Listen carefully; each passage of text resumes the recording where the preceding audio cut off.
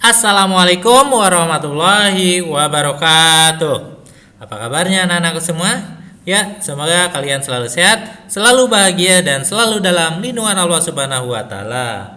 Baik anak-anakku semua, ya, pada video pembelajaran kali ini kita akan membahas bab tentang operasi hitung campuran. Yang mana pada bab operasi hitung campuran kita akan belajar tentang sifat-sifat operasi hitung pada bilangan, kemudian operasi hitung campuran bilangan cacah, kemudian operasi hitung campuran pecahan, dan menyelesaikan permasalahan-permasalahan yang berkaitan dengan operasi hitung campuran. Nah, pada video pembelajaran kali ini ya, kita akan belajar tentang sifat-sifat operasi hitung pada bilangan. Baik anak-anak semua, untuk mengefektifkan waktu, mari sama-sama kita awali video pembelajaran kali ini dengan membaca basmalah bersama-sama. Bismillahirrahmanirrahim. Oke, materi yang pertama yaitu tentang sifat-sifat operasi hitung pada bilangan. Ada apa aja sih sifat-sifatnya? Oke, sifat yang pertama, sifat-sifat operasi hitung pada bilangan itu, yang pertama yaitu tentang sifat komutatif. Ya. Oke. Misalkan A dan B bilangan bulat, maka berlaku A tambah B sama dengan B tambah A, dan A kali B sama dengan B kali A. Ya. Oke. Nah, sifat A tambah B sama dengan B tambah A itu dinamakan sifat komutatif terhadap penjumlahan. Ini kebalikannya ya. Komutatif T, A ditambah B itu akan sama hasilnya dengan B ditambah A, dan itu dinamakan sifat komutatif terhadap penjumlahan. Ya, kemudian sifat A kali B itu sama dengan B kali A. Jadi kalau ada bilangan A kali B itu akan sama hasilnya dengan B kali A, dan itu dinamakan sifat komutatif terhadap perkalian. Nah, sifat komutatif disebut juga sifat pertukaran, ya, ditukar tempatnya. A kali B sama dengan B kali A. A tambah B sama dengan B tambah A. Oke.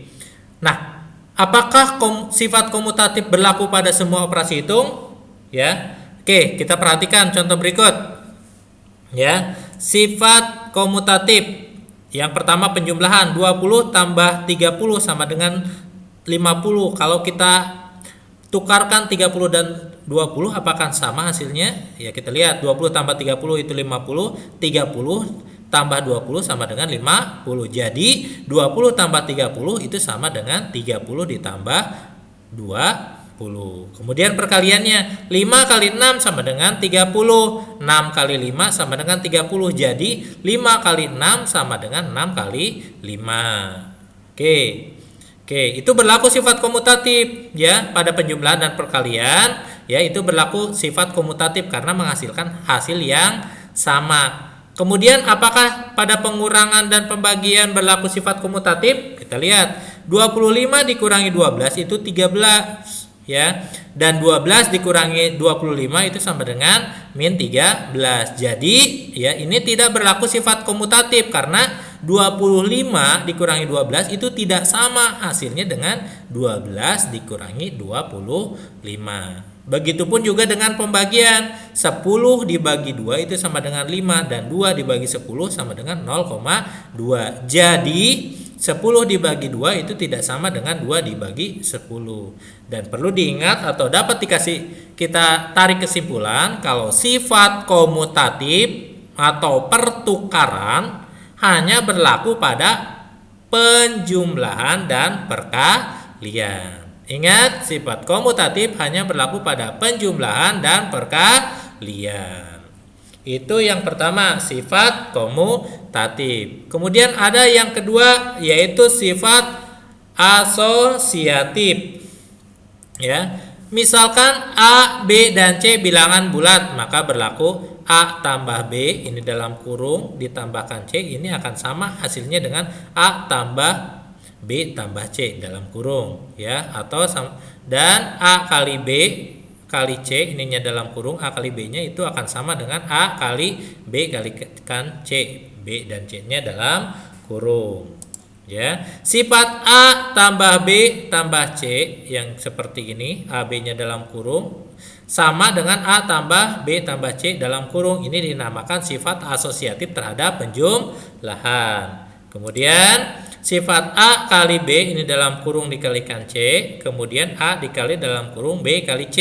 Ini dinamakan sifat asosiatif terhadap perkalian, ya. Sifat asosiatif disebut juga sifat pengelompokan. Jadi yang pertama dikelompokkan A tambah B, ini dikelompokkan yang keduanya B tambah C. Ini A kali B dikelompokkannya yang pertama, ini B kali C. Oke. Dan ini ya akan menghasilkan hasil yang sama. Kita lihat contohnya penjumlahan. Yang pertama 10 tambah 20 dalam kurung kemudian tambah 30. Ya ini akan sama dengan ya 10 tambah 20 itu 30, 30 tambah 30 itu 60. Kalau kita kelompokannya beda, 20 tambah 30 nih dalam kurungnya berarti 10 tambah 20 tambah 30 itu 50. Jadi 10 tambah 50 sama dengan 60. Ini akan sama ya pada penjumlahan. Kemudian pada perkalian 2 kali 3 dikali 4, 2 kali 3-nya 6 dikalikan 4, 24. Ini akan sama dengan 2 dikali ya 3 kali 4-nya ini 12, berarti 2 kali 12 sama dengan 24. Nah, seperti sama komutatif, sifat asosiatif pun berlaku pada penjumlahan dan perkalian. Ya, itu dua sifat, yaitu sifat komutatif dan sifat asosiatif. Yang ketiganya ada satu lagi sifat, ya, yaitu sifat distributif. Nah, di sini ada sifat distributif terhadap perkalian, ya. Misalkan A, B, dan C bilangan bulat, maka berlaku kalau A dikali dalam kurung B kurangi C, maka itu sama saja dengan A dikalikan B kuranginya simpan di sini, A dikalikan C, ya. Sifat inilah yang dinamakan sifat distributif perkalian terhadap pengurangan, ya. C. A dikali B ditambah C ini akan sama saja dengan A kali B ditambah A kali C. Nah, sifat inilah yang dinamakan sifat distributif perkalian terhadap penjumlahan. Oke, kita lihat contohnya. Ini terhadap penjumlahan dulu. 2 dikali 3 tambah 4. Ya, ini sama aja dengan 2 dikali 3 ditambah 2 kali 4. Atau boleh seperti ini. Ini kita lihat untuk apakah sama hasilnya. Kita lihat 2 kali 3 tambah 4 itu 7. Ya, 2 kali 7 itu 14. Nah, di sini kita lihat 2 kali 3 6, 2 kali 4 itu 8, 6 tambah 8 sama dengan 14. Berarti ini sama ya, antara kiri dan kanan ini sama ya. Lalu sifat distributif ya, perkalian terhadap pengurangan bagaimana? Ini 5 dikali 4 kurangi 3. Berarti 5 kali 4 dikurangi 5 kali 3. 5 dikali 4 kurangi 3 itu 1. 5 kali 4 itu 20. 5 dikali 3 itu 15. Kita lihat 5 kali 1 5, berarti ini 20 dikurangi 15 itu 5. Ini akan sama hasilnya. Oke. Kegunaannya apa sih, Mister? Kita belajar sifat-sifat operasi hitung. Ini sebenarnya salah satu manfaatnya yaitu untuk mempermudah dalam perhitungan.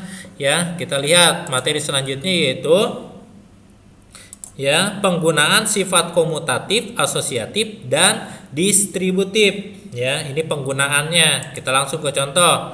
Contoh soal yang pertama.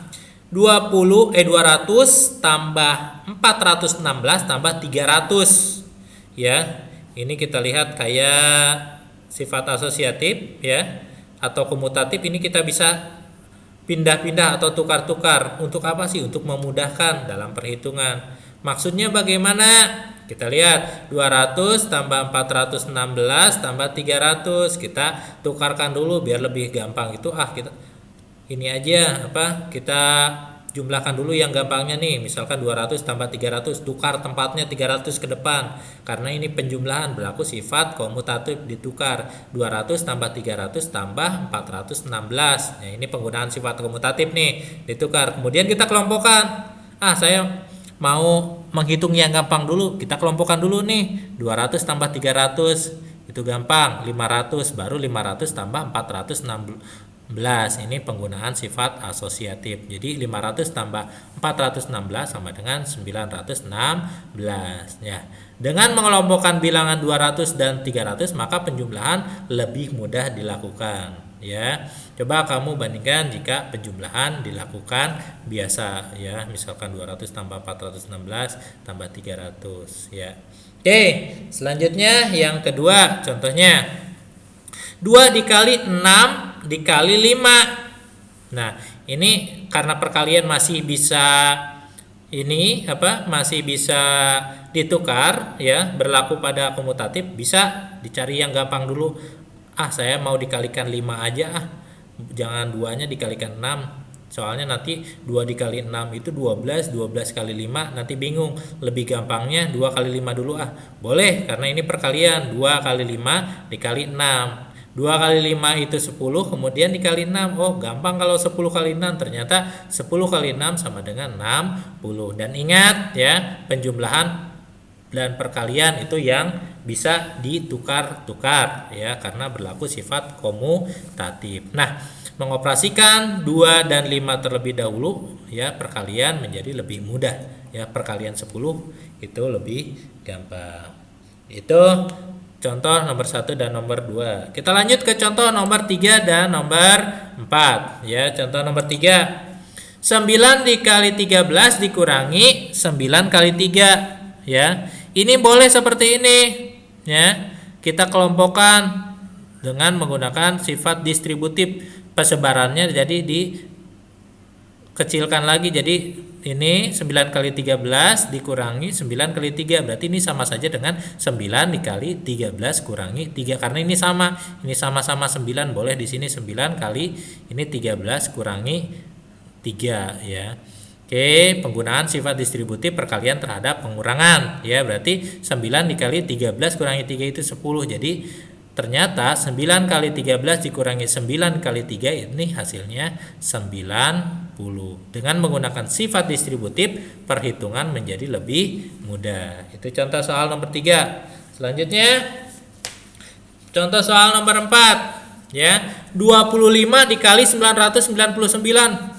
Wah, ini bagaimana Mister? Kan angkanya besar ya. Kita gunakan sifat distributif ya untuk memudahkan. 25-nya tetap dikali 999 ini dekatnya ke angka berapa sih? Ternyata dekatnya ke angka 1000. Berarti 1000 dikurangi 1 itu sama dengan 999. Berarti kita perkaliannya diubah aja jadi 25 dikali 1000 dikurangi 1. Berarti 25 kali 1000 dikurangi 25 kali 1. Ini sifat distributif ya.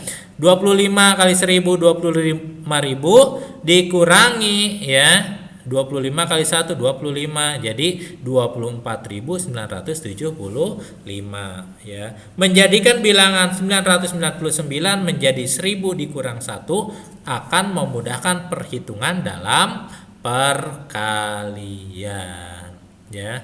Baik anak-anakku semua, itu materi pembelajaran kita pada video kali ini ya. Mudah-mudahan dapat membantu kalian dalam memahami pembelajaran matematika ya. Kita tutup ya. Mari sama-sama kita akhiri dengan membaca hamdalah bersama-sama. Alhamdulillahirabbil alamin. Kurang lebihnya mohon maaf. Wassalamualaikum warahmatullahi wabarakatuh.